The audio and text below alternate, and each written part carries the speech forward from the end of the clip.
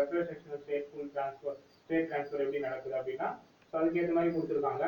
So இப்போ full web services or web service with REST based தான் இருக்கு. Stateless or cacheable URI and HTTP methods base பண்ணி தான் use பண்ணிக்கிறாங்க. என்னென்ன யூசஸ் இருக்குன்ட்டு. So frequently used SOA service oriented architecture, software oriented architecture அப்படின்னு சொல்லலாம். So quite light, extensible, simple services.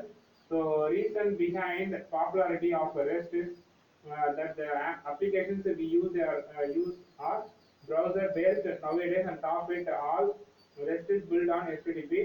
Main idea providing the communication between client and server over HTTP protocol rather than other complex architectures like SOAP and RPC. SOAP na service oriented architecture protocol, access protocol and remote procedure call RPC. So in the architecture use பண்ணி client server and over HTTP oriented la access பண்ணிக்கிறாங்க resources client க்கும் server க்கும். So next one, the RESTful web services. So you can do anything already with the normal web services. நம்ம வந்து எது வேணா செய்ய முடியும் normal web services மூலமா. But no serve restrictions on how the architecture model will be able to what properties which will have. என்னென்ன properties இருக்குன்றது தெரிஞ்சுக்க மாட்டாங்க. So models like SOAP have served rules REST does not. There are a lot of frameworks to develop RESTful web services on the platform like C# and Java, but you can write only one easily using some standard libraries. In spite of the low bandwidth, then large data have been transferred with the methods and inflating size of data, XML or SOAP. Nowadays bandwidth are amazingly large. இப்போ ஆக்சுவலாக current டைம்ல வந்து bandwidth வந்து ரொம்ப பெருசா இருக்கு. Large amount of bandwidth நம்ம use பண்ணிக்க முடியும். So Java service object notation JSN ஒன்று இருக்கு. So strings the data size அவர் டேட்டா. அப்போ ஸ்ட்ரிங்ஸ்னா நான் சுருக்கி உங்களுக்கு அவுட்புட்டை வந்து கொடுத்துருவோம் டேட்டா சர்வீஸ் அப்படின்னு சொல்றாங்க. ஸோ RESTful web services என்ன இருக்கு? Platform independent, language independent, work on HTTP ப்ரோட்டோகால்ல ஒர்க் ஆகும், flexible and easily extensible, and they also have some constraints or principles. Client server, stateless, cacheable, uniform interface, layered system or code on device. So next REST னுடைய characteristics பாத்தீங்கன்னா resources வந்து URI னா என்ன, uniquely அட்ரஸபிளா இருக்கும். Uniform இன்டர்ஃபேஸ்னா எல்லாமே ஒரே ஃபார்மேட்ல தான் இருக்கும். So நீங்க அதை ஈஸியா அண்டர்ஸ்டாண்ட் பண்ணிக்கலாம். அதுக்காக தான் யூனிஃபார்ம் இன்டர்ஃபேஸ் அப்படின்னு சொல்றாங்க. All resources share uniform interface for a transfer of state between client and resource. Consists of methods use only HTTP method. Stateless அப்படின்னும் போது each request is independent from other requests. No client session data or any context stored on the server. Client sessions இந்த டேட்டாவும் இருக்காது. அதே மாதிரி சர்வர்ல வந்து என்ன store ஆயிருக்குன்ற conduct வந்து எந்த கண்டெக்ட் வேணா ஸ்டோர் பண்ணிக்கலாம். Every request client stores the required information so that the server can respond. If there are need for session specific data and should held and maintained by the client and transferred to the server which each request has need. And the service layer which does not have to maintain client sessions is much easier to scale. Of course, there may be cumbersome situations. The client must load the required information to every request, and this increases the network traffic. Service might be loaded with heavy work or validation of request. So cacheable போது ரீசெண்டா work பண்றது எல்லாமே cacheable store ஆகும். HTTP responsible must be cacheable by the clients. ஏன்னா clients வந்து திரும்ப அதே data கேட்கும்போது cacheable இருந்து எடுத்து ஃபாஸ்டா ரெஸ்பான்சிவ் வந்து ப்ரொவைட் பண்ண முடியும்.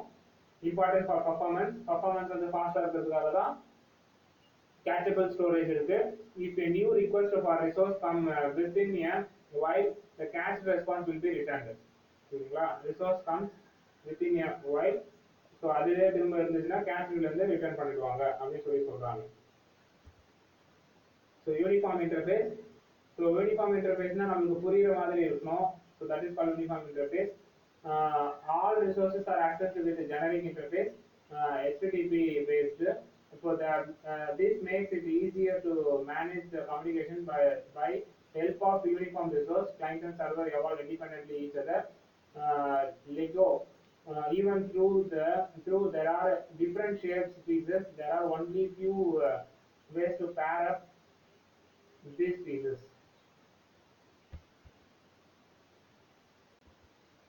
So layer the system. So layer means one by one service architecture. So there can be many intermediary between you and the server.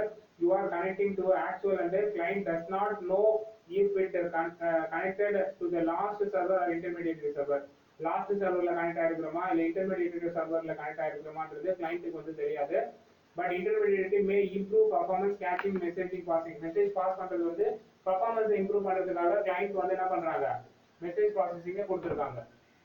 So அந்த மாதிரி இருக்கும். ஸோ அப்போ intermediary server can increase scalability by load balancing, can force client some sort of security policies. This structure can be used in encapsulation if needed. So code on demand. So நம்ம demand கேட்ட மாதிரி code வந்து you can write your own. But servers can send some kind of executable scripts to the client side in order to increase or change the functionality on the client side. This may cause low visibility, only optional constraints. So இது வந்து HTML code script எழுதிருக்காங்க. US JavaScript object notation மூலமா utility.javascript டைப்ல coding வந்து நம்ம இதுல enable பண்றோம். So more if service does not include all constraints out of code on demand, it is not RESTful web service.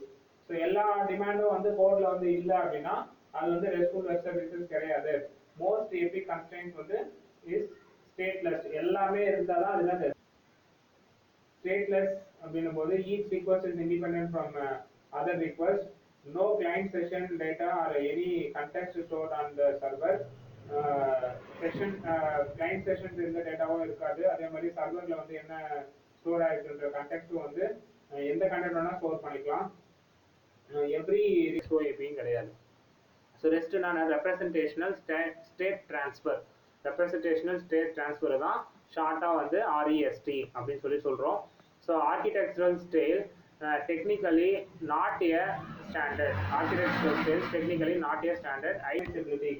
So benefits continued. So HTTP is efficient because all those caches இருக்கும். Request and response வந்து caches இருக்கும். So client request again means origin வந்து எங்க இருந்து start ஆகும்னா caches ல இருந்து start ஆயிட்டு எடுத்து கொடுத்துருவோம். So scalability பார்த்தீங்கன்னா comes from many areas. The use of layer allows you to distribute traffic among the large set of origins based on the method URI, uniform resource identifier, or content type, or visible control data or metadata in request header. Caching also helps scalability. Scalability na you can extend the request and response services. So it reduces the actual number of requests that hit the origin server. So number of requests வந்து reduce பண்ணி caches-ல இருக்கிற responses வந்து provide பண்ணுவாங்க. So caches-ல இருந்து response provide பண்ணிட்டாங்க அப்படின்னா origin server hit பண்ண வேண்டிய அவசியம் கிடையாதுன்னு சொல்றாங்க. So அதனால அதை reduce பண்ணிக்கிறாங்க. So stateless allow request to the router through different gateways and proxies, thus avoiding introducing bottlenecks, allowing more intermediary add and scalability needed.